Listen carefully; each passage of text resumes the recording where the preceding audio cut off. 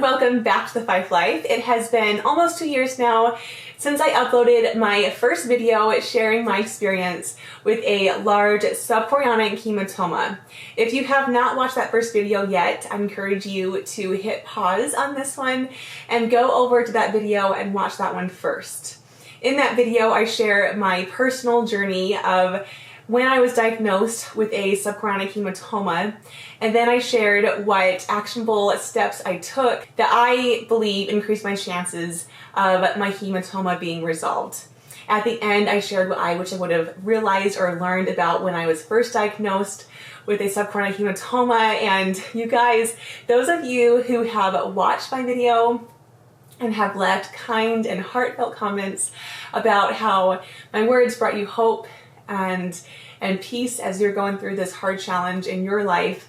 Thank you so much for sharing that with me and for helping others who are reading the comments as well. And thank you for those who have shared your own personal experience and also those who have given your own personal advice and the things that you have learned so that we can all learn together. So everyone who has liked and commented and watched that last video, thank you so much. In this video, I wanted to address 5 of my most frequently asked questions about the actionable steps that I took and what I think helped heal my subchorionic hematoma. Just for a quick overview, in case this is your first video that you have watched from me, I'll just recap my experience. I had 3 bleeding episodes. The first episode from my subchorionic hematoma was when I was 9 weeks pregnant. The second was just days after that first episode.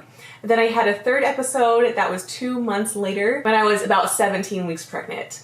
Every time I bled, it would only last for about 24 hours. I felt like the bleeding was worse and I would experience more cramping with passing larger clots each time. My hematoma measured to be 132 milliliters, which from what I have researched, the average hematoma is about 20 milliliters. So I had a very huge hematoma. I thankfully found out at my 20-week ultrasound that my subchorionic hematoma was no longer visible on the ultrasound. The hematoma was considered to have been absorbed by my body and no longer a potential risk to myself or baby. Like I mentioned in my last video, there is no clear answer or information that works for everyone. So what I share in this video is what I found helpful for me.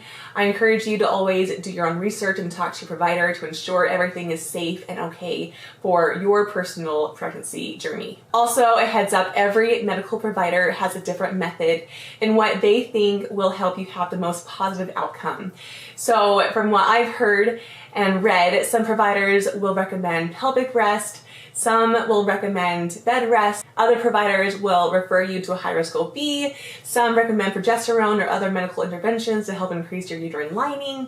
Other providers say don't worry or change your lifestyle at all, so every provider is so different. While I was doing my own research, I heard a lot of good things from taking extra ALA.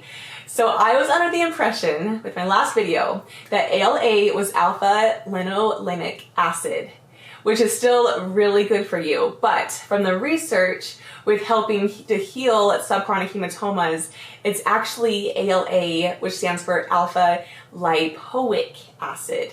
So this ALA is found in spinach, broccoli, yams, potatoes, Brussels sprouts, carrots, and beets. So I would drink a fruit smoothie with chia seeds, flax seeds, and hemp seeds, things that I thought were correlated with healing my subchorionic hematoma, which contains the alpha linolenic acid, not alpha lipoic. So they're both abbreviated ALA.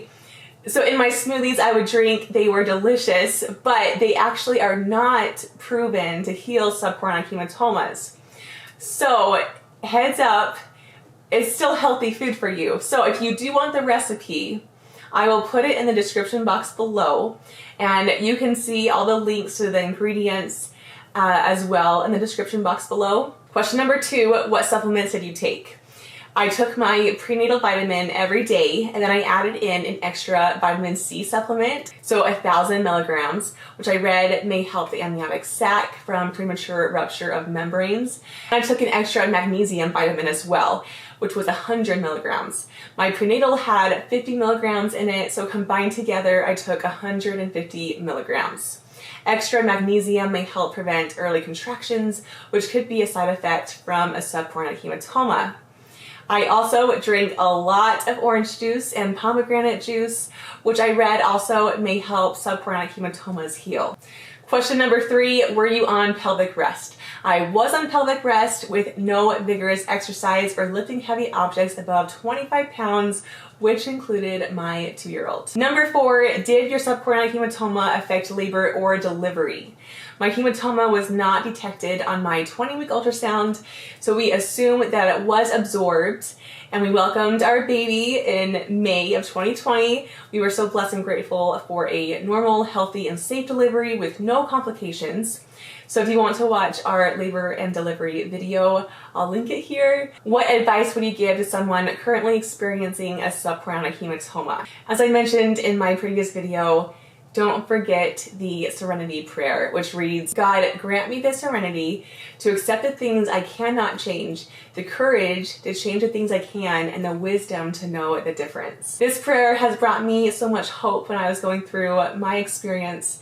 It reminds me to do your own work and then just leave it all in God's hands. Thank you so much for watching, and if you have more questions, I would love to answer them. So leave it in the comments below. If you enjoyed this video, consider hitting that red subscribe button to follow along with our channel. We actually have some big news that we'll be announcing next month, so we would love to have you follow along with us. So thanks again for watching. Bye.